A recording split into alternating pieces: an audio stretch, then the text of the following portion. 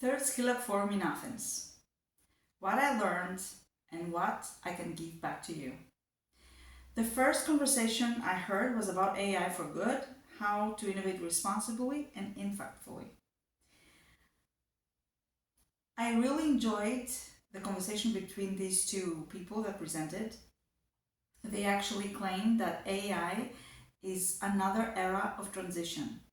The same era that we had back when we didn't have any computers, when we didn't have any cell phones, and we didn't have internet. So it's only natural for people to be afraid because they don't really know what AI is going to do. They wake up every day and something new is at hand. We need to keep adapting. And you know what? It's fine. We certainly know how to do that.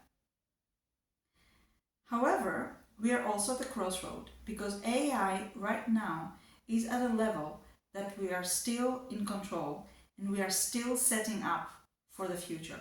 So right now we need to make sure AI develops in a way that will serve humanity and is going to change the world for the better. So I kept all the positive things about AI. Of course it is in our control, it is technology, and hopefully people who are responsible for all these technological changes will take into consideration how to get things done so that people feel relieved, so that people find new ways to have breakthroughs. And of course, AI can help a lot into that direction. The Entrepreneurial Mindset, Driving Innovation in Companies by Marika Labru was another great speech. And it was all about how we ought to take into consideration, number one, the technological advancement, and number two, the people that we're having in the companies. We have Generation Z, who is a generation exposed to all technological advancement, a generation that doesn't want to do anything boring, as they say. And people say, oh, they're quite impatient. I'm not so sure that I want to be in accordance with all these people that they say, they are impatient, they need to stick around and see this. I believe that these people, Generation Z, need to just educate themselves to be in a flow, to be in a situation where they don't have instant pleasure and dopamine high through cells.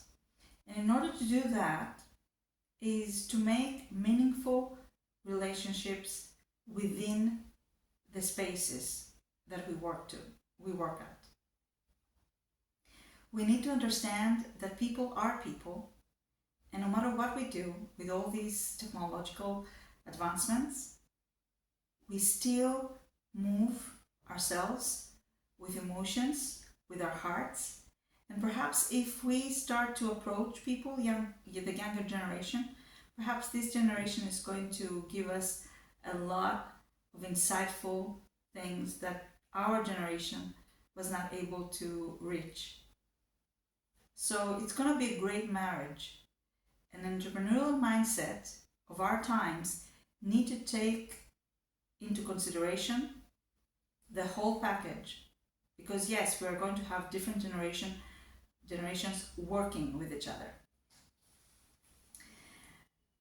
The Power of Soft Skills in a Technological World, a speech by Peter Economidis, brought me back to the story of Apple and how it had a breakthrough in 1997 just by getting some people showing the whys of the company, showing how people are influenced by technology. Technology is not something that we should be afraid to use. Technology is just a tool that can actually bring people together. And that's what made Apple so special, because through their ads, they managed to bring out a wonderful story, a story that made us all smile, that made us think how humane technology can be. Another point that I'm keeping from Peter Economidis is his generous spirit. He was so certain that the Greeks are going to reach high again, because we have some great brains, we have companies that keep developing things, and the only thing that we need to do is to believe in ourselves and say this can be done. And he mentioned several stories of successes that we haven't heard, but they're still there. So what we need to do is to focus on the positive, to try to find things that are going to work on our side. This is what I'm keeping. I also attended a Mastering Effective Communication seminar by Nikos Giannakopoulos, by the Speakers. Speakers is a company that has to do with effective communication skills and effective public speaking skills.